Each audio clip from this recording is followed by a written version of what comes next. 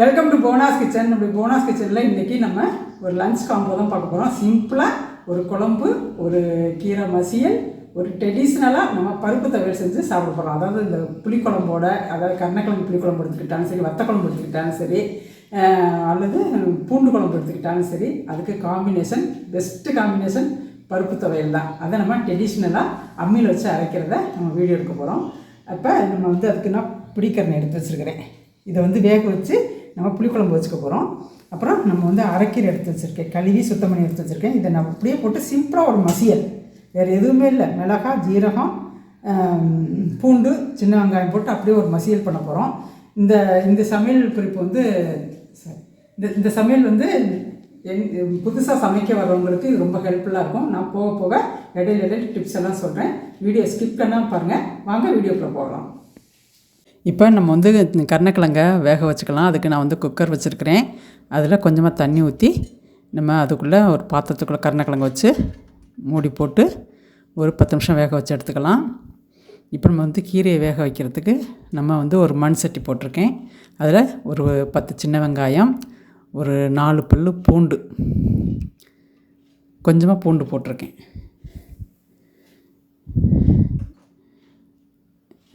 இதோட ஒரு டீஸ்பூன் ஜீரகம், ஒரு டீஸ்பூன் வரமிளகாத்தூள் போடலைன்னா நீங்கள் மிளகாய் கிள்ளி போட்டும் கடைஞ்சிக்கலாம். இப்போ அதில் நம்ம நல்லா சுத்தம் பண்ணிவிட்டு க்ளீன் பண்ணி வச்ச கீரையை அள்ளி நம்ம வச்சுக்கிறோம். இதே மெத்தட் நம்ம முளைக்கீரையும் பண்ணலாம், அரைக்கீரையும் பண்ணலாம், சிறுகீரையும் பண்ணலாம். இப்போ அரிசி களைஞ்ச தண்ணி எடுத்து நான் ஊற்றுறேன். இந்த தண்ணியை ஊற்றும்போது நல்லா டேஸ்ட்டாக இருக்கும் கீரை. ரெண்டாவது ஹெல்த்தியும் கூட. நான் எப்போதுமே அரிசி கழுவுன தண்ணியை வீணாக்கவே மாட்டேன். சமையலுக்கு நான் யூஸ் பண்ணிவிடுவேன். நான்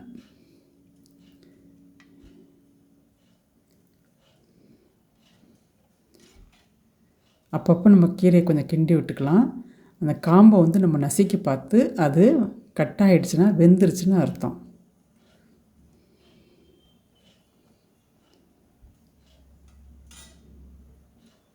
இப்போ நம்ம அதை மத்து போட்டு நல்லா கடைஞ்சிக்கலாம்.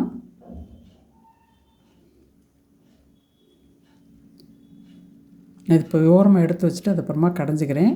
இப்போ நான் அது கீரைக்கு நான் தாளித்து கொட்டிடுறேன். நான் கொஞ்சமாக எண்ணெய் விட்டு கடுகு, உளுந்தம்பருப்பு போடுறேன். ஏற்கனவே ஜீரகம் போட்டுட்டேன் கீரையிலேயே.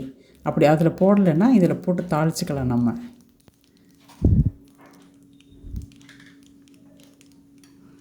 நல்லா கீரை நல்லா மசிஞ்சிருச்சு. நான் இப்போ அதில் எடுத்து கொட்டிட்டேன். இப்போ இந்த கீரைக்கு தேவையான சால்ட்டு போட்டுக்கலாம். நம்ம அவ்வளோதான், சிம்பிளாக கீரை நமக்கு ரெடி ஆகிடுச்சு. இதை நம்ம சாதத்தில் போட்டு நெய் போட்டு பிசைஞ்சு சாப்பிட்லாம். சூப்பராக இருக்கும். குழந்தைங்களுக்கு கூட இந்த மாதிரி செஞ்சு கொடுக்கலாம். நம்ம இப்போ ஒரு கொதி வந்ததும் நம்ம கீரையை ஆஃப் பண்ணிடலாம். அவ்வளோதான், கீரை மசியல் ரெடி ஆகிடுச்சு. இப்போ நம்ம பருப்பு துவையல் அரைக்க போகிறோம். அதுக்கு நான் ஒரு 3 டேபிள் ஸ்பூன் துவரம்பருப்பு போட்டு வறுக்கிறேன். நான் நல்லா வாசனை வரைக்கும் நம்ம வறுத்துக்கணும். நம்ம கொஞ்சம் செவக்க வறுத்தாச்சு, போதும். ஐயா,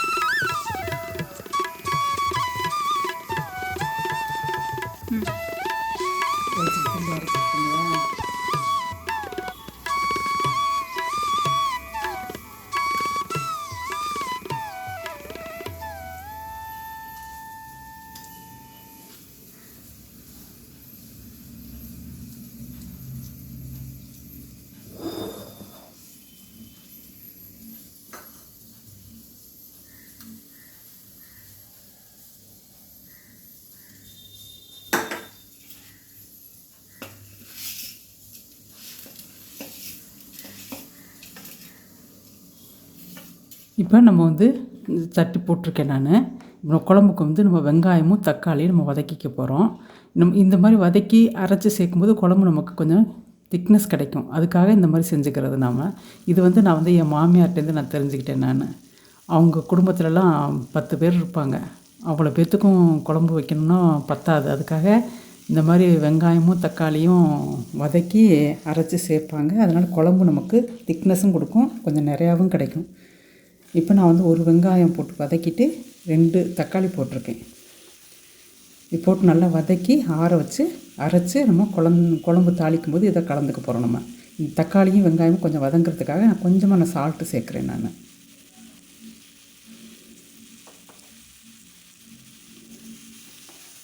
இது ஓரளவு வதங்கினா போதும். இப்போ வதங்கிடுச்சு. இப்போ நம்ம இதை ஆற வச்சு மிக்ஸி ஜாரில் போட்டு அரைச்சி எடுத்துக்கலாம்.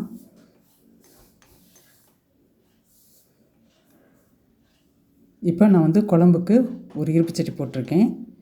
நல்லா ஒரு 3 டேபிள் ஸ்பூன் எண்ணெய் விட்டுருக்கேன். நான் கடலெண்ணெய் தான் விட்டுருக்கேன், செக்கில் ஆட்டின எண்ணெய் விட்டுருக்கேன். 1 டீஸ்பூன் கடுகு, 1/2 டீஸ்பூன் வெந்தயம் போட்டு தாளித்ததும் நம்ம கருவேப்பிலை போட்டுக்கலாம். கடுகு நல்லா வெடிக்கட்டும்.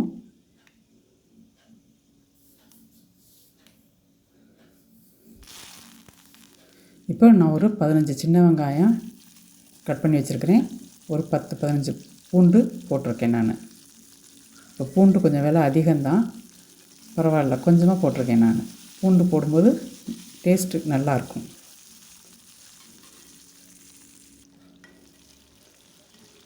இதில் ஓரளவு வதங்கினதும் சின்னதாக ஒரு தக்காளி இதில் நான் நறுக்கி போடுறேன் நான்.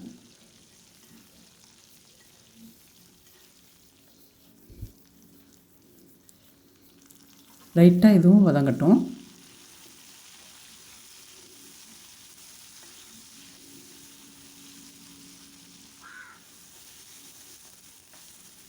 இப்போ நான் அரைச்சி வச்ச விழுதை இதெல்லாம் சேர்க்குறேன் நான்.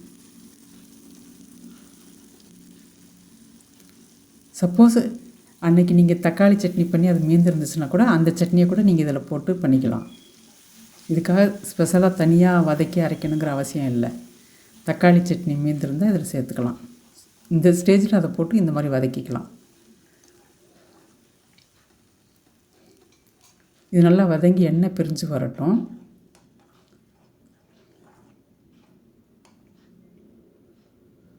இப்போ கொஞ்சமாக நான் மஞ்சத்தூள் போடுறேன். 2 டேபிள் ஸ்பூன் மிளகாத்தூள் போடுறேன். நம்ம காரத்துக்கு தகுந்த மாதிரி நம்ம மிளகாத்தூள் போட்டுக்க வேண்டியது தான்.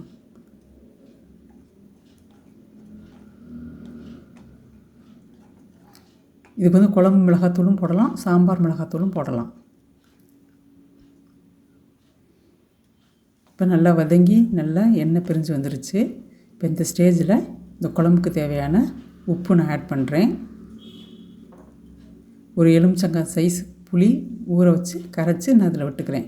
இதில் நம்ம புளிப்புக்கு நம்ம டேஸ்ட்டுக்கு தகுந்த மாதிரி புளிப்பு எவ்வளோ வேணுமோ அவ்வளோ அதுக்கு தகுந்த மாதிரி நம்ம புளியை கரைச்சி விட்டுக்க வேண்டியது தான். இப்போ அரிசி களைஞ்ச தண்ணி இருக்குது, அதை எடுத்து நான் அதில் நமக்கு எவ்வளோ குழம்பு வேணுமோ நான் அவ்வளோ விட்டுக்கிறேன்.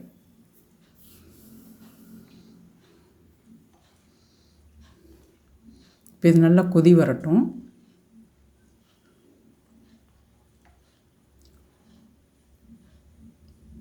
நல்லா கொதி வந்துருச்சு.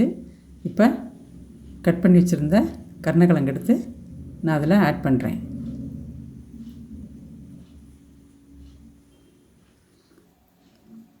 நம்ம கருணக்கிழங்கு போடுறதுலாம் இந்த ஸ்டேஜில் நம்ம மீன் போட்டால் இது மீன் குழம்பு ஆகிடும்.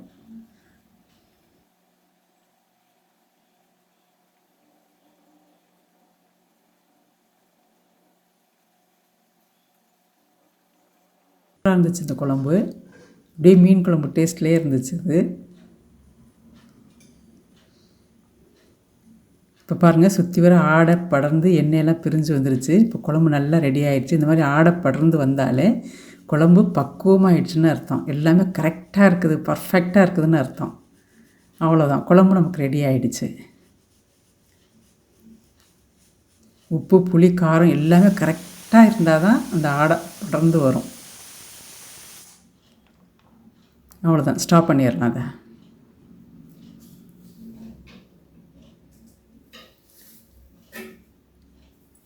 இப்போ நம்ம வந்து சூப்பராக ஒரு சிம்பிளான லஞ்ச் காம்போ செஞ்சு முடிச்சிட்டோம். வாங்க எப்படி சர்வ் பண்ணுறதுன்னு பார்க்கலாம். இப்போ சுட சுட சாதம் போட்டுக்கலாம்.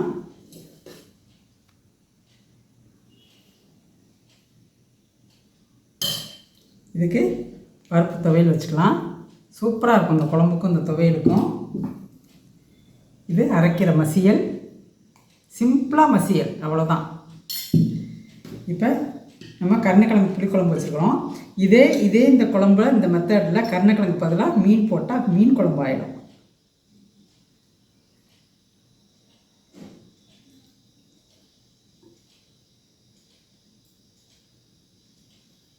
சூப்பராக இருக்குது. இப்போ சாப்பிட்டு பார்த்துடலாம். சூப்பராக இருக்குது. சுடுது, பயங்கரமாக சுடுது. எல்லாம் குழம்பு சுடுது, சாதம் சுடுது.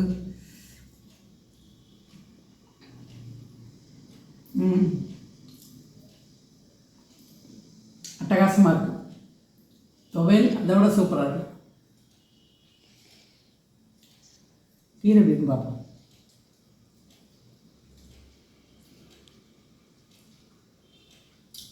டெய்லி ஒரு கீரை சாப்பிடணும்.